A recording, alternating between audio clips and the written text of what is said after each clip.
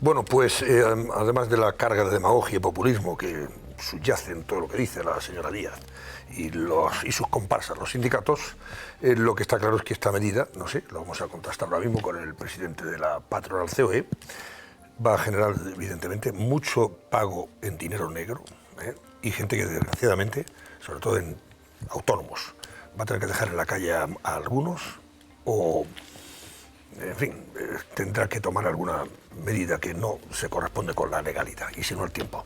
Don Antonio Garamendi, presidente de la COE, buenas noches. Muy buenas noches, Antonio. Le pregunto de entrada, ¿ustedes se oponen a que se suba el salario mínimo en España, sí o no? No, es que yo creo que nadie está diciendo que los salarios no puedan subir, nadie está diciendo que las horas no se puedan ir rebajando, que es lo que llevan pasando desde hace 45 años a través del diálogo social, de la negociación colectiva. Pero lo que sí decimos es que estamos empezando a ver, lo parecido a lo que era el sindicato vertical, y lo que estamos viendo es la irrupción del gobierno, y en este caso, llamar un acuerdo a que los sindicatos se pongan de acuerdo con la ministra de Trabajo.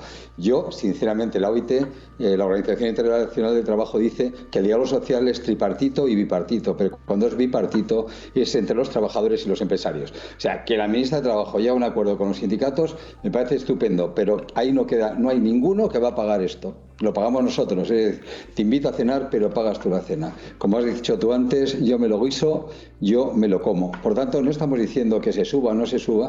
Lo que estamos viendo es que estamos empezando a tener un mercado regulado, como la energía, etcétera. Y bueno, yo creo que es sinceramente malo. Lo hemos explicado muchas veces por qué. Especialmente esto afecta a los pequeños comercios, afecta a los bares, afecta al campo, afecta a todas las empresas que tienen curiosamente contratos con la administración y no les suben los contratos y se están comiendo absolutamente, porque no pueden cambiar el contrato mientras que no se vuelva a hacer esa licitación. Y bueno, y ya oír lo que acabo de oír ahora, que la culpa la tienen los fondos de inversión. Sinceramente, a mí ya no me entra en la cabeza. Es decir, lo digo porque no tiene absolutamente nada que ver con el salario mínimo y, sinceramente, los fondos de inversión, que son los ahorros también de muchísima gente, son, afortunadamente, los que invierten en este país en la deuda del Estado, invierten en las empresas, y lo que tenemos que hacer es acogerles y no insultarles. Yo creo que cuidado con las cosas que se dicen, y más desde el poder, porque yo creo que es preocupante tratar así las cosas. Y luego, a la invitación de los sindicatos que nos sentemos a negociar, claro que nos sentamos a negociar, pero es muy difícil negociar un convenio cuando mañana el gobierno te lo cambia, te lo quita, te lo pone, cuando ese convenio tiene fuerza de ley y marca unos tiempos, unos espacios. Por tanto, yo creo que por eso nosotros no podemos compartir en absoluto esa foto, pues que estarán muy contentos, pero sinceramente creo que ellos piensan que sí, pero yo creo que es bastante malo para España. Señor Garamendi, consecuencias de esto, desde el punto de vista del empleo. Esto tiene consecuencias, sobre todo en los pequeños autónomos, que no pueden ya, en fin, subir, o sea, pagar esa subida del salario mínimo a los niveles en los que el gobierno está aprobando. Esta señora Díaz, como no ha pagado una nómina en su puñetera vida, se cree que todo el mundo puede, en fin, rascarse el bolsillo y pagar todo lo que ella decide, sentadita en su mesa de despacho y con estos señores sindicales que tampoco han pagado en su vida una nómina, ¿no? Entonces, por un lado, consecuencias que eso puede tener. Y dos, yo antes decía, hombre, esto genera dinero negro. Porque habrá gente que diga, mira, yo no te voy a pagar el salario mínimo hasta esos niveles, te pagaré lo que pueda y ya veremos cómo lo hacemos. Bueno, de hecho, se está expulsando a mucha gente de ese espacio. Cuando vemos los datos de empleo, la creación de empleo lo está generando las empresas de más de 500 trabajadores. La mayoría de las empresas de este país tienen menos de 5 trabajadores, pero prácticamente el 80 y tantos %, y hay el decrecimiento del empleo es el menos 0,5. Es decir, se está destruyendo empleo en esas empresas. ¿Qué está pasando? Pues que lo que va a significar es que va a trabajar más los autónomos. Es decir, el que tenga un bar, pues dirá, tú vete, que yo me quedaré aquí, pues trabajando incluso más de lo que ya trabajaba. Eso va a ser así. Por ejemplo, hay un efecto clarísimo en todo lo que es el servicio doméstico.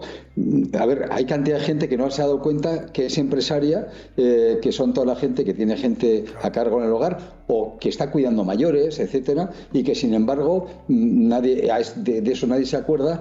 Y a eso también, Antonio, hay que sumar que aquí no se está hablando de la seguridad social, que se ha disparado, que se está aumentando los costes de la seguridad social y que realmente estamos hablando ya no de 1.080, no, estamos hablando de más de 2.000 euros al mes por 14. O sea, estamos hablando de esas cantidades que también la gente joven que tiene que trabajar debería tener gente para cuidarle, etcétera, etcétera, etcétera. Yo creo que esto va mucho más allá de lo que la gente puede plantear. Y especialmente, insisto, los pequeñitos son los que lo van a sufrir. Y además hay otro tema adicional. Está saltándose todas las tablas que en muchos casos ya están abajo directamente de la negociación colectiva de los convenios colectivos. Por tanto, es una inflación total de salarios. Añadido a otro elemento curioso, y es, claro, nos empezamos a saltar donde ya la gente que cobraba eso paga impuestos. Claro. Entonces, ahora resulta que el 40% de esta cantidad se la llevaría entre la Seguridad Social y Hacienda, ¿no? O Hacienda. Entonces, no, ahora no vamos a pagar, bueno, en algún momento dado también habrá que pagar impuestos, porque efectivamente, si no, vamos a acabar todos en lo que es el efecto de la economía sumergida. Hay algo que yo siempre digo en este país. En Europa, la economía sumergida está en el rango del 13%. En España, de prácticamente el 24 o el 25%. Estas cosas todavía ayudan a que tengamos más economía sumergida, que tiene dos efectos. Uno, menos impuestos para pagar los gastos, y luego un dumping total, o sea, una competencia desleal a la gente, especialmente a los pequeñitos que lo hacen bien, porque, bueno, no nos engañemos dónde está y dónde se maneja ese dinero y a quién afecta. Por tanto, yo creo que esta medida, insisto, nosotros no estamos diciendo que no se suba o se deje de subir, nosotros hemos hablado de un 3%, nosotros hemos firmado con los sindicatos, cuando dicen que se sienten, yo me senté hace 2 años, el año 23, 24 y 25, pactando las subidas salariales. Hemos hablado del 3%, que es lo que pactamos con los sindicatos, que está por encima del 2,8% de la inflación, y por tanto nosotros sí hemos dicho que subiera eso, pero la ministra, antes de que pudiéramos hablar, ya dijo que quería que fuera el 5%, que fueran 50 euros. O sea que, por tanto, pues mira, el otro día también nos daba lecciones de lo que dice el Papa, porque no sé, y también que al final tuve que decir que el católico soy yo. Bueno, pues estas son las cosas que nos encontramos cuando se habla del diálogo social y se lo están saltando. Bueno, puede verse además la paradoja, y probablemente se dé, señor Garamendi, que algunos de los que, o muchos de los que vayan a cobrar este salario mínimo interprofesional, al final el gobierno les obligue a hacer la declaración de la renta y al final, o sea, ganen menos que el año pasado, porque van a tener que pagar esos impuestos que ahora no están pagando. Y eso es esa no exención fiscal que le están exigiendo, por ejemplo, del PP, cuando la ministra de Hacienda no ha querido comprometerse, es porque realmente dice, aquí la beneficiaria soy yo. O sea, tú pagas, efectivamente, tú invitas y yo soy el que pago. Y también le pago a la señora de Hacienda, que es la que se lleva el dinero. Sí, yo te digo, Antonio, que te invito a cenar, pago yo la cena, pero es que te invito a cenar, pero la pagas tú. Ya sabes que nosotros sí. No actuamos así. Y entonces, bueno, insisto, aquí los perjudicados realmente son los pequeños empresarios, son los autónomos, son gente en casa que tiene cuidado de mayores, es la gente que tiene servicio doméstico, gente joven que necesita para estos temas, y esta es la gente que realmente va a sufrir este tema, porque realmente, tú lo has dicho, o sea, incluso antes de todo esto se ha nombrado un equipo que dicen de expertos, que me gustaría saber de verdad quién ha pagado una nómina alguna vez en su vida. Yo creo que sería muy interesante que la pagaran. Es más, yo sigo insistiendo, que se me echó todo encima, mucha gente encima, porque yo sigo pensando, ¿qué pasa con los autónomos? Que deberíamos de pagar, se debería de poder pagar el sueldo íntegro a cada persona para que viera realmente cuál es la cantidad, que Hacienda le quitara su parte, porque cuando tú la pagas es Hacienda la que le quita y la persona que le llega el sueldo no se entera, y que la Seguridad Social le quitara también esa parte, como nos pasa a los autónomos, de tal manera que se viera exactamente cuál es el coste y lo que paga la empresa, lo que pasa el empresario, la empresaria de este país, el autónomo, a cada persona. Otro gallo cantaría, porque cuando tú preguntas a la gente ¿cuánto ganas? Y dice, no, yo 1.084. No, tú no ganas 1.084. Tú ganas 1.084 más la Seguridad Social y por 14. Es decir, si tuvieras eso, empezarías a decir, oye, ¿y usted en qué se gasta el dinero? ¿Cómo se lo gasta? ¿De qué manera se lo gasta? Yo creo que sería mucho más lógico y la digitalización permitiría perfectamente gestionarlo así, ¿no? Así es. Bueno, pues don Antonio Garamendi, tiempo tendremos de seguir analizando todo esto presidente de la patronal COE. Gracias y buenas noches, señor Garamendi. Muchísimas gracias, como siempre, Antonio. Buenas noches. Hasta siempre. A ver, ¿qué opináis sobre esto? Exceso de ideología y falta de diálogo, yo creo que es evidente. Lo vimos ya la semana pasada con la cuestión de la reducción de horas de trabajo y yo creo que la ministra Yolanda Díaz lo que busca es, bueno, pues una campaña también de promoción personal con sumar en horas bajas, ¿no? Ha conseguido 2 impactos mediáticos muy importantes, colgándose la medalla de subirle el salario mínimo a la gente. Evidentemente, como decía el presidente de la patronal, no hay un problema en subir a lo mejor si la economía lo permite, pero el no, se ha dicho además que ellos, la propuesta es subir el 3%. Absolutamente, absolutamente. No sé en esta falta de diálogo. Euros sería el 3% más o menos, ¿no? Sí. No los 50 que ya decía, ¿no? Ese tema de la falta de pago a trabajadores por parte de los que a día de hoy son ministros es muy palmar en el caso de Yolanda. ¿Me permites un dato, Antonio? Yolanda con su equipo, cuando fueron de viaje a Brasil, se gastaron en 3 días 11.000 euros. Cuando fueron a Estados Unidos, Vaticano, México, 20.000 euros en viajes durante unos días. Es toda una medida de la preocupación que tienen por el dinero público y la sensación real de lo que es la economía real, ¿no? Yo creo que es toda una... A ver, yo descendiendo un poco a la radiografía de lo que está ocurriendo en el mercado laboral, sí que creo que hay un gravísimo problema que tiene este país en este momento que hay que analizar, y es el que se ha creado una nueva categoría, que es en la de trabajadores pobres.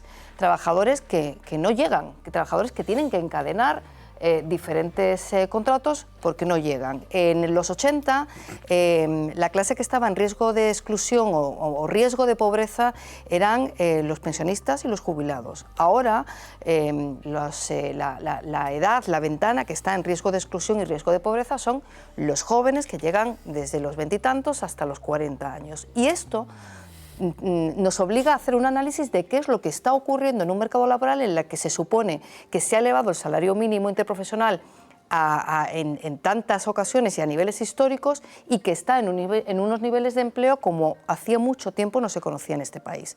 ¿Qué tipo de empleo se está generando? ¿Qué tipo de empleo se está creando? ¿Y por qué es imposible para los jóvenes, o para una gran mayoría de los jóvenes, por supuesto no acceder a una vivienda, pero por supuesto no emanciparse? Esto es lo que a mí me hubiera gustado preguntarle, o que me hubiera dado su radiografía personal el presidente de la COE.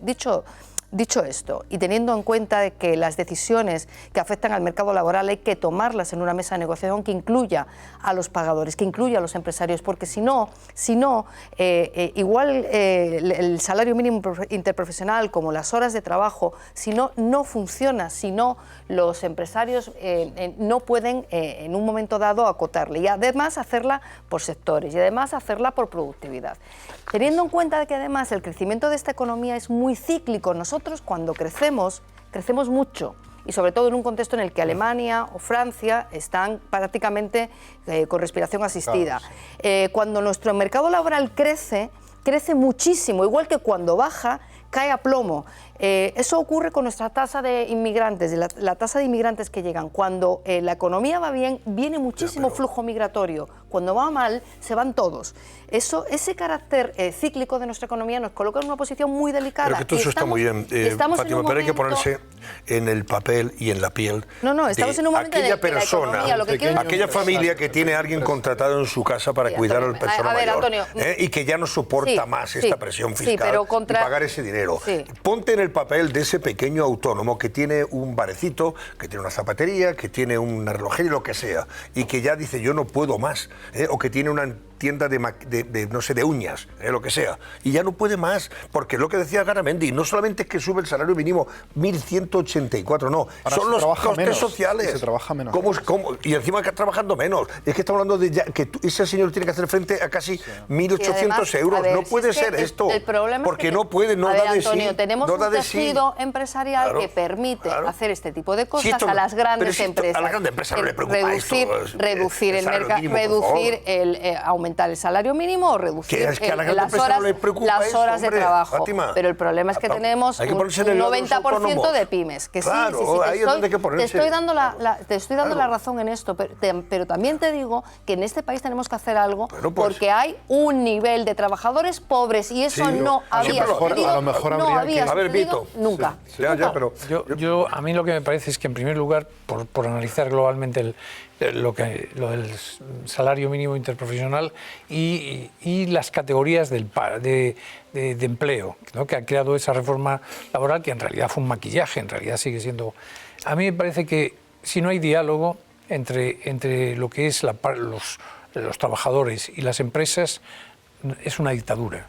Es decir, si no hay diálogo, lo que decía Garamendi...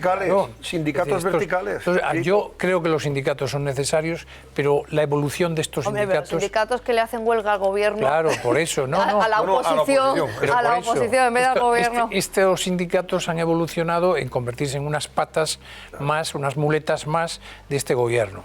Por otro lado, a mí me parece que la economía española, que va bien, pero tiene unos desequilibrios muy importantes. Tiene una deuda como no tuvo nunca, pero muy, muy grande. Es decir, tenemos un nivel de endeudamiento brutal, tenemos déficit real de lo que es las grandes cuentas del Estado, tenemos además del orden de, según los expertos, aunque efectivamente superamos los 21 millones, ¿no?, de trabajadores, pero se estima que podemos haber superado los 3 millones de parados reales. Y por otro lado, entre los defectos que tenemos una fiscalidad abrasiva con todos. Porque claro, lo decías tú, el rico de verdad, bueno, puede protestar, pero lo sobrelleva. Aquí el que sobrelleva muy mal es el que cobra 40.000, 50.000, y después ya bajamos a lo que dice Fátima, a la cantidad de gente que cobra apenas 30.000, 25.000 euros anuales. Es decir, yo estoy de acuerdo con Fátima que aquí hay un problema serio de salarios. Tenemos unos salarios bajísimos, sobre todo en la gente joven. Pero es que justamente este gobierno, que además presume, curiosamente, de tener, dice, nunca hubo más gente recibiendo la renta de... O sea, tenemos 800.000 hogares en riesgo de pobreza, que afecta casi a 2 millones de personas. Es decir, que hemos generado más desigualdad, más pobreza. Desde el año 2018 nos hemos que es la época de Sánchez, nos hemos endeudado más, le hemos quitado más dinero al bolsillo de los ciudadanos, tenemos más parados que nunca y además hemos generado más pobreza y más desigualdad. Pues algo tenemos que obligarnos a sentarnos entre todos y hacer una reflexión. Y ahí los sindicatos tenían que aprender a sentarse con los empresarios. Ya. Sindicatos verticales al servicio del sanchismo, sindicatos sanchistas, que son los que tenemos en este país en estos momentos.